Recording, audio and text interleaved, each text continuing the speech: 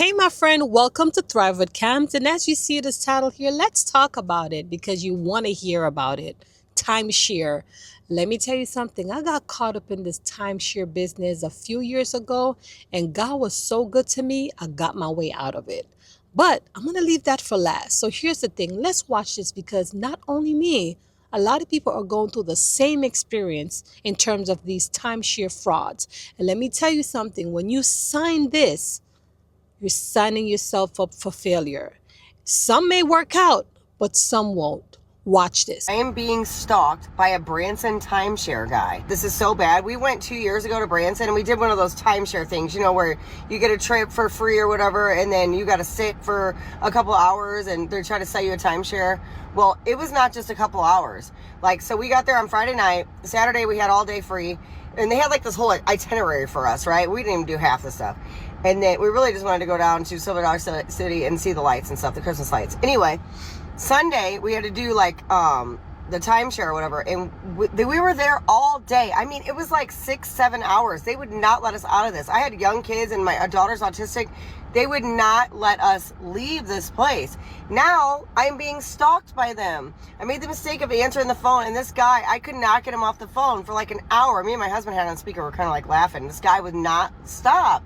I just got another call from them. Every day they've called me for the past like 3 weeks. But for 2 years now, they call me like once a week. It's ridiculous. So I thought we were smart enough not to get suckered into a timeshare. So we went to go claim our little free vacation. We knew we were going to go to a timeshare. I've never been to one before, so I didn't really know what to expect. But they were so pushy. Like, we kept saying, no, no, no, no, no. And then he brought his manager, and then we still said, no, no, no, no, no. And then he brought his manager, and we were like, no, no, no, no, no. But then at the end of the day, we ended up signing. I don't know how it happened, but we did. And they were like, where are you going to go on your first vacation? And we said, Hawaii. And then they got up and they were like, hello everyone, Mr. and Mrs. Cortez are gonna go to Hawaii. And everybody started clapping for us, and it felt so good. And then when we got home, we actually looked at the paper and we were like, bro, like all these days like are not gonna be available. Timeshares are one of the worst financial decisions you could ever make. They're not an investment. They're a money trap designed to drain your wallet while giving you absolutely nothing in return. First off, you don't own anything. You don't own.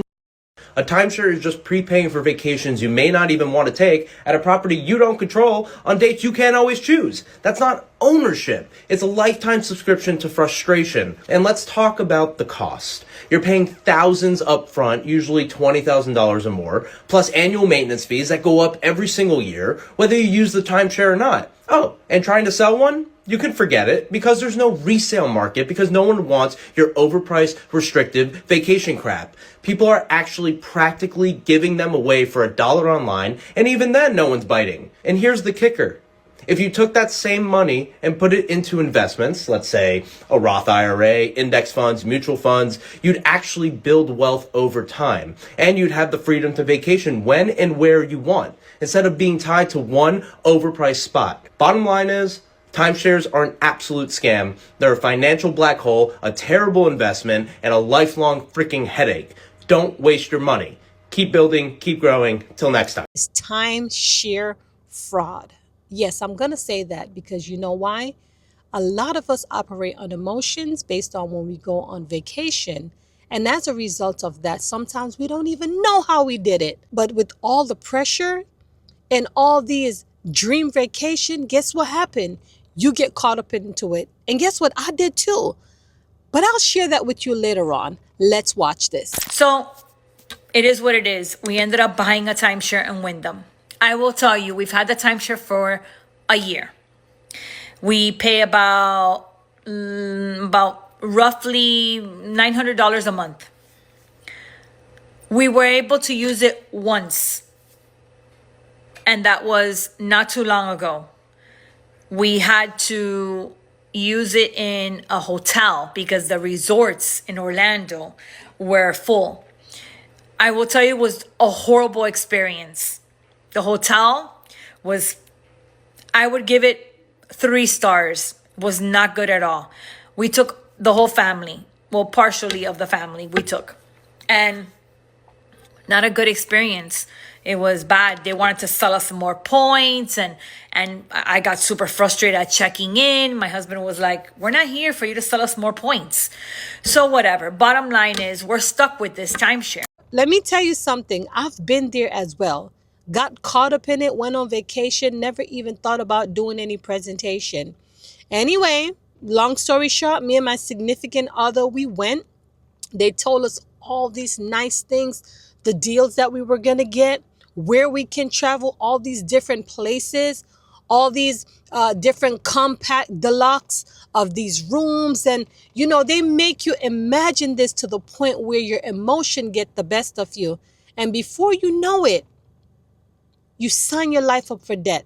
Now, listen, this may work for some, but it won't work for everyone. And I got caught up into that situation, and it goes like this. I remember I was in Jamaica with my significant other. We went on a wedding trip, and let me tell you, 4th day in, it was a 7-day. And the 4th day, they signed us up for an appointment. We went, and everything sounded great. I didn't want to do it. I didn't want it, but my significant other said, you know, it sounds good. And before you know it, guess what? I had to put the deposit down. When I came back home, I said, wait a minute. I remember at the time I was getting ready to start house shop. I had a pre-approval to get a home. And when I thought about it, I said, no. Let me call these people. The great part about it, I was maybe, I think, 90 days in. But I called them and I said, listen, I can't do this. I'm looking about a home. I don't want this on my credit, And I never stopped calling them. The thing about it is that my significant other said, I'll take it over. And the thing is, it wasn't a good idea because when it rolled over into his account, then now he became liable for it. And I thought it wasn't a good idea, but he was just convincing me, let it be. But guess what? I got myself out of it. Now, maybe if I didn't have anybody to roll it over into their account, maybe I would have been stuck on it. But God was so faithful to me. I'm saying this to say a lot of times when we travel, we operate on emotions and we have to stop that. The same thing when it goes down to shopping. Sometimes we see things and we don't really need it. But because we see it, our subconscious mind is telling us, convincing us the reason why you should have it, knowing that you don't have it. Am I right about that? So we all get caught up in the process. I'm saying this to say, let us be careful. The whole point of me sharing this video with you is to let you know when you go on vacation, just be careful, okay? They will come to you with all these delusional lies to you and make you feel like you're going to enjoy the world. But it also takes finance. It takes money to get there, right? And sometimes we max our credit card and we work a job that we know that we're not able to pay for the trip, and sometimes we finance it into debt. We got to be careful. Let us be intentional on how we spend. When you're going on vacation, be realistic about your life so you don't get caught up in it. I know I have, okay? And this is why I'm bringing this awareness to you, my friend. Listen, it's not easy. This temptation out here, my friend, it's not easy. But here's the thing. Think wise. Think about your spending. I know when you get paid weekly or monthly, your bills have to split up. Don't add another one. Don't do it. Okay. So I want to hear your thoughts on this video. Have you got caught up with timeshare? Let's talk about it. See you around.